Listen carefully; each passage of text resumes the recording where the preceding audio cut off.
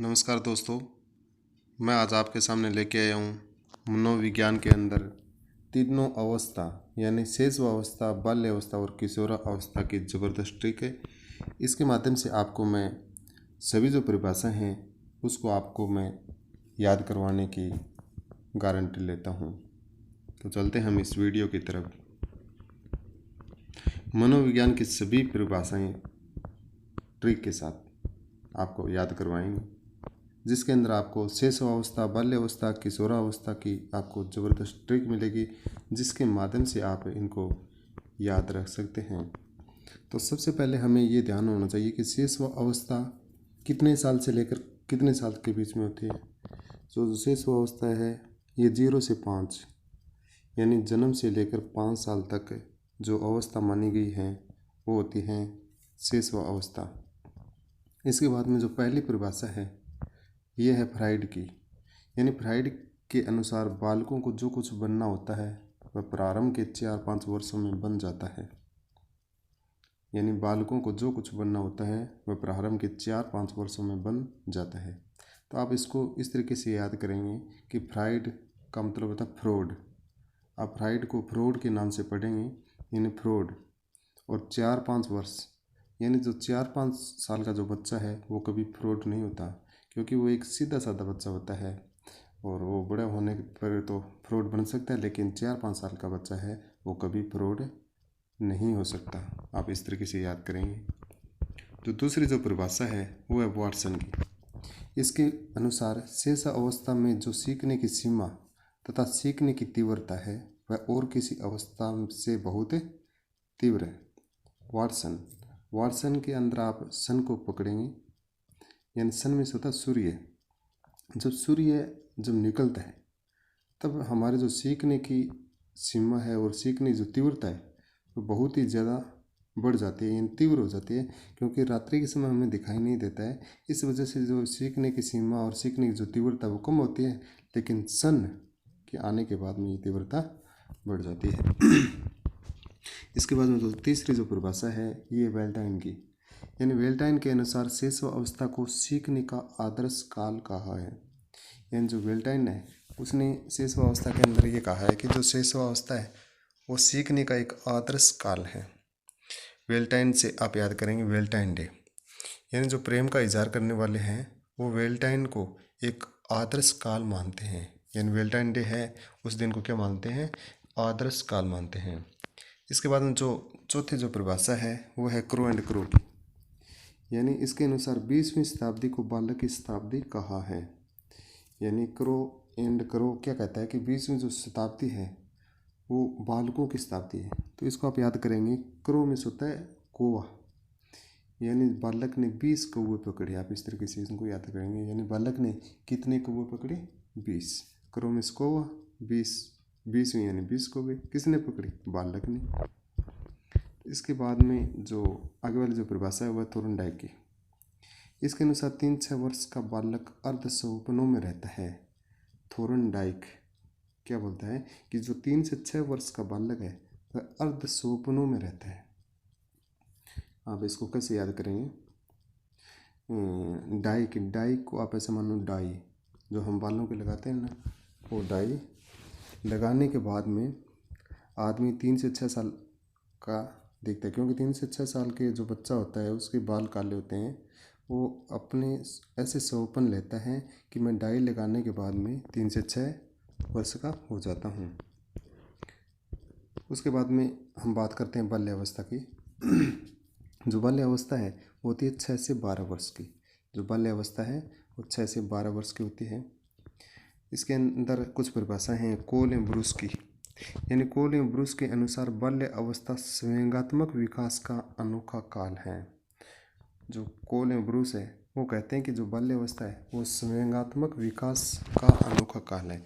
तो इसको आप इस तरीके से याद करेंगे, कोल से ऐसे मान लो कोलगेट, ब्रूस से ब्रुश, यानी जब हम कोलगेट ब्रुश से करते हैं तो हमारे शरीर के जो संवेग है यानी उनका विकास होता है। किस तरीके से? अनोखा। जैसे हम कोलगेट करते हैं तो कुछ हम अनोखा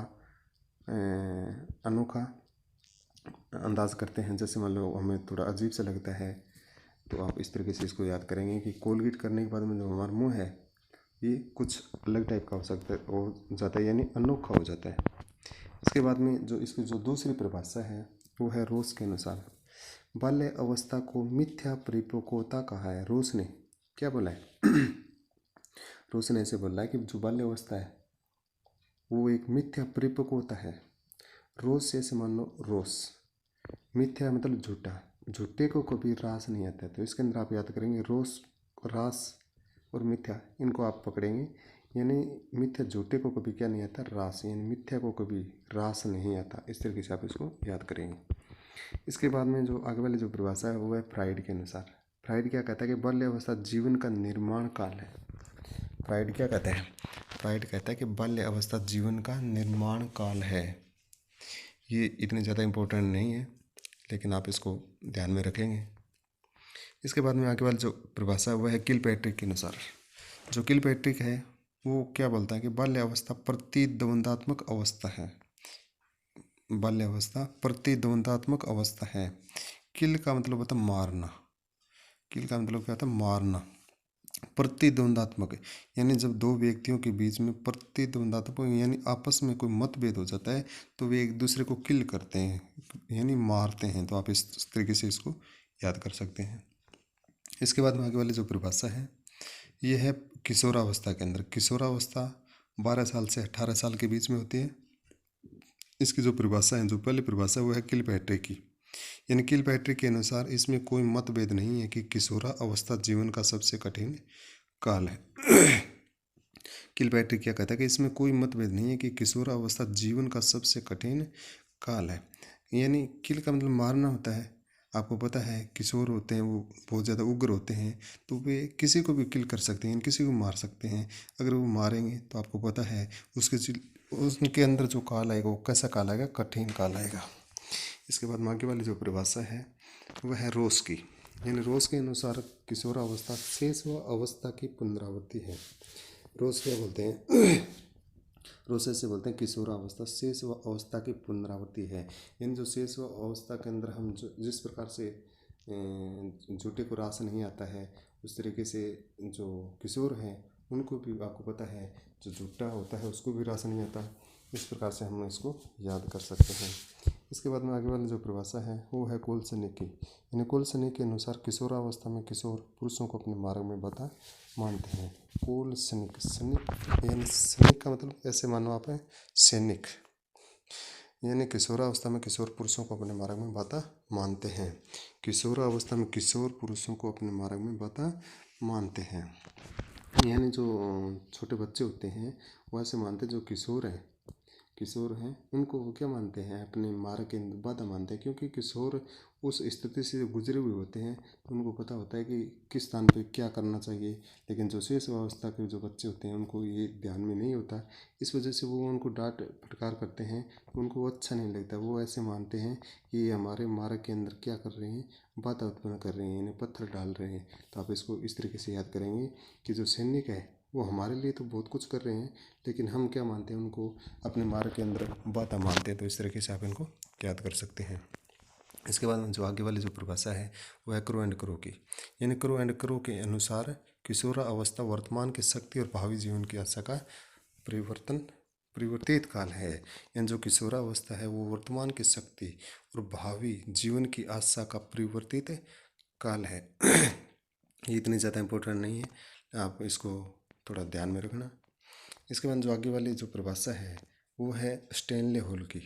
स्टेनले हॉल के अनुसार किशोरावस्था बड़े संघर्ष, तनाव और आंधी तूफान की अवस्था है। तो इसको आप इस तरीके से याद करेंगे। हॉल का मतलब होता है बहुत बड़ा कमरा, बहुत बड़ा कमरा, यानी बड़े संघर्ष, बड़े तनाव और बड़ी आंधियाँ। आप इस तरीके से इनको याद करेंगे कि जो होल होता है उसके अंदर बनाने में बड़ा संघर्ष करना पड़ता है, तभी वो होल बनता है। और उसके अंदर आपको पता है कि इतने बहुत सारे तनाव भी आते हैं। जो आंधी तूफान आता है तो बड़े होल के अंदर उसका कोई प्रभाव नहीं पड़ता है। तो इस तरीके से आप इसको याद करेंगे। इसके बाद में है वेल्टाइन के अनुसार किशोरावस्था अपराध की प्रवृत्ति का नाजुक समय है। आपको पता है वेल्टाइन डे आता है, उस दिन किशोर होते हैं वो बहुत सारे अपराध करते हैं। क्योंकि वो क्या होते हैं, उस समय के नाजुक होते हैं, उनको प्रत्येक उस समय का मालूम नहीं होता कि हम उसको किस तरीके से क्या बिहेव करना चाहिए। इस तरीके से वेल्ट-टाइम्ड डे के अंदर वो क्या करते हैं, बहुत सारे अपराध करते हैं। इस तरीके से आप इसको याद करेंगे। अगर आपको हमारा ये वीडियो पसंद आया तो आप इस हमारे वीडियो को लाइक शेयर सब्सक्राइब करना ना भूलें। धन्यवाद।